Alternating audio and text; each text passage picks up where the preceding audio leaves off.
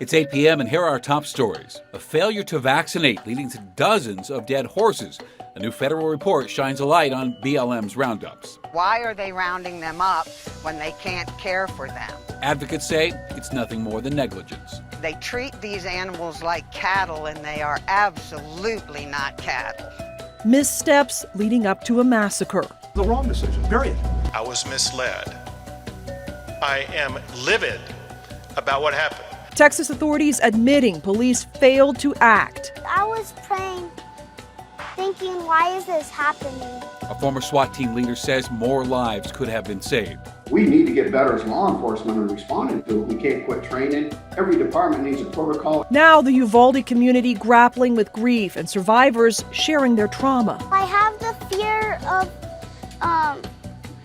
guns now because I'm scared someone might shoot me. While Colorado students demand action on the Capitol steps. Every time I walk into a classroom, I automatically think, where's the best place to hide? Good evening, and thank you for watching Denver 7 News on Local 3. I'm Jacqueline Allen. I'm Shannon Ogden. Glad you're with us tonight. And tonight we have new details coming to light about the equine flu outbreak at a wild horse holding facility in Canyon City. The Bureau of Land Management says 145 horses now have died from the illness since this outbreak began last month. Denver 7's Russell Haythorne with new information, including emails obtained by Denver 7 indicating inconsistencies and negligence with regard to the BLM following its own policies and procedures. Advocate Terry Hall says she follows all the rules when she adopts wild horses. We went by all their rules. We got the pen. The feds have found the Bureau of Land Management is not following those rules itself. They tell you don't feed them off the ground, get them vaccinated, take care of their feet. They're doing none of that. A new report from the U.S. Department of Ag indicates the BLM failed to vaccinate horses recently rounded up in Colorado, resulting in mass casualties at the holding facility in Canyon City. The report also found the BLM in violation of at least a dozen other policies, and emails obtained by Denver 7 indicate the BLM microchipped the recently rounded up horses but did not vaccinate despite its own policies to do so. Almost impossible to believe that they were not vaccinated on intake. If they don't have enough staff to take care of the horses, one, why are they paying millions to round them up by helicopter instead of increasing their staff? And two, why are they rounding them up when they can't care for them? We have to stop the roundups. The BLM's website says the Canyon City holding facility can house up to 3,000 animals at a time. But by the BLM's own math, if each horse needs 2,600 square feet in captivity, and the Canyon City facility is only 50 acres as reported, the BLM can house less than 1,000 horses at that facility. That is 837 horses. Earlier this month, Governor Polis all but ordering a stop to the roundups, saying, due to the loss of 142 horses from disease, I'm calling for a delay to consider more humane options. Russell Haythorne, Denver 7. Denver 7 has reported extensively on the problems surrounding BLM's wild horse roundups and is dedicated to reporting all sides and perspectives of this issue. So you can read our past reports as well as submit your own opinion over on thedenverchannel.com. To the latest now from Uvalde, Texas. Authorities are working to piece together the moments before a gunman shot and killed 21 people at Robb Elementary School Tuesday. And as the community grapples with grief, survivors of the attack are now sharing their stories. The shooter shot through the window and hurting my friend and my teacher. We were running out of the doors because like 2 police guards were covering our doors if the shooter was gonna come in. And then we just ran out of the room. So I was praying, thinking, why is this happening? This is 11-year-old Mia Cirillo, who shared her brave story off camera. She says a gunman came into her classroom, said good night, and then started shooting.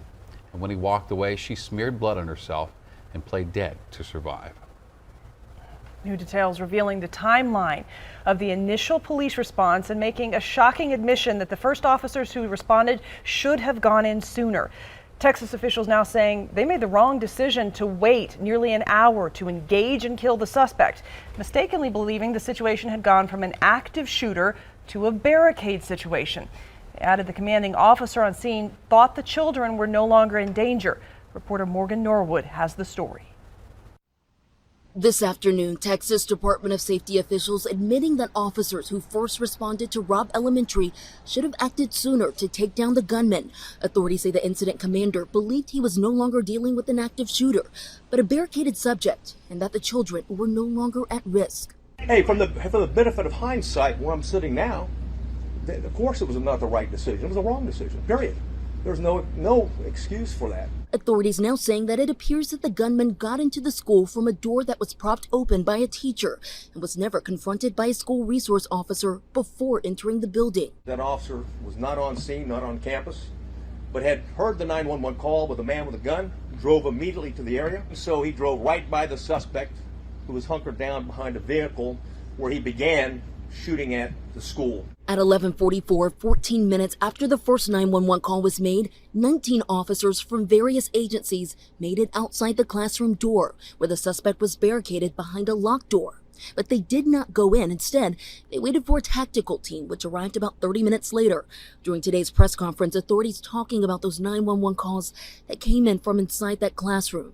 You could hear over the 911 call that 3 shots were fired. 35 minutes after CPD SWAT arrived, officers breaking through the door and killing the suspect. Just 2 months before this tragedy, Uvalde School District had trained for an incident like this, holding an active shooter response drill.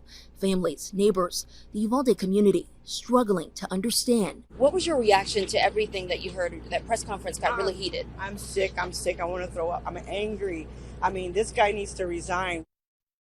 And questions still surrounding those 911 calls from children inside that classroom. Dispatchers knew that there were some still alive. Officers on the scene apparently not told, raising more questions and concerns about that communication breakdown.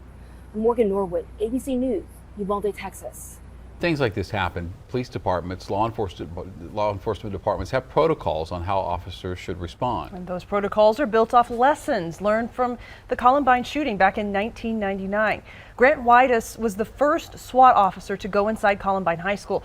Officers had waited 47 minutes and set up a perimeter before entering the school. And the most important lesson from that day, he says, is that police should enter the building right away. It's a strategy that's been successful in many mass shootings, like STEM school, to save lives. But that is not what happened in Uvalde. The shooter had nearly 90 minutes before officers confronted him. And Whitus says he's waiting for the investigation to wrap up before making judgments, but police are trained to enter right away. I hope in this case they did the right things, but it's certainly by the initial pushback, it sounds like there was a definite problem with the response here. And anything short of those first officers getting in there the first minute they got there, dereliction of duty. For the past 23 years, Whitus has trained thousands of officers on active shooter protocols. He says there is always more training to be done. And going deeper tonight, the shooting in Texas came a little more than a week after another mass shooting in Buffalo, New York. And this is, of course, the latest in a long history of gun violence in America. According to the Gun Violence Archive, a nonprofit collecting gun violence reports, this year alone there have been 213 mass shootings in the United States. 242 people killed, 912 injured. And that's likely an undercount, as its analysis doesn't catch every single incident of gun violence. And it's worth reiterating that these numbers are only the first 5 months of this year. If we keep pace, we will reach more than 500 mass shootings this year. Students across Denver protested today, calling for tougher gun laws to help keep them safe. Today we saw students from Strive Prep protest along Pena Boulevard and in Green Valley Ranch.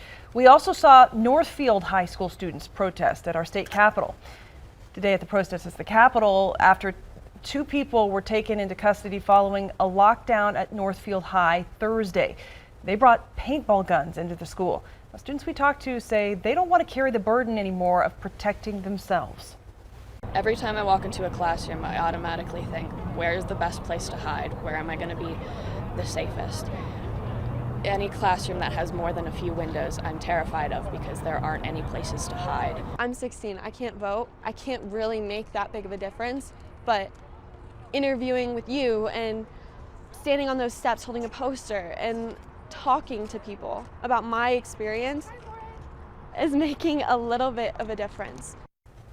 Now, the Denver School District sent a statement today saying educators were on scene to ensure the students' safety, and there is increased police patrol at Denver schools for the rest of the year. In Colorado, children certainly aren't alone here. Now, for perspective, a national tracking poll by Morning Consult and Politico shows 65% of Americans approve stronger gun control measures and ranked limiting gun ownership as a higher priority than protecting the rights of gun owners. Now, additionally, 64% said they view domestic terrorism as a critical threat over the next decade. And gun control opposition is lesser but louder. Texas Governor Abbott did not attend the NRA's annual convention in Houston today. He did record a message for the convention in which he advocated against additional gun laws. Former President Trump also spoke at the event. Now, outside the convention, thousands are gathered to protest the NRA. Now, back in 1999, the NRA's convention was in Denver. That was just 10 days after the Columbine shooting. The NRA refused to cancel the event both then and now. Now, regardless, our hearts, of course, go out to the families and the victims of Tuesday's mass shooting. And there's such a need right now in that community trying to heal. We do have resources available if you would like to help victims in Uvalde and their families. You can find where to donate, including links to verified GoFundMes right now on thedenverchannel.com. Pretty quiet weather across the Front Range tonight with overnight lows in the 50s. Another warm day before changes really start to take place, and we'll have our forecast coming up. Memorial Day weekend is upon us, and travelers are getting ready for the unofficial start of summer. We've been cooped up, and I've just been working a lot, so yeah, it feels good to get out. And rafting enthusiasts ready to celebrate the results of our late May snowstorm. These past few storms have cooled down the temperature, slowed down the melt, and really set us up for an amazing summer.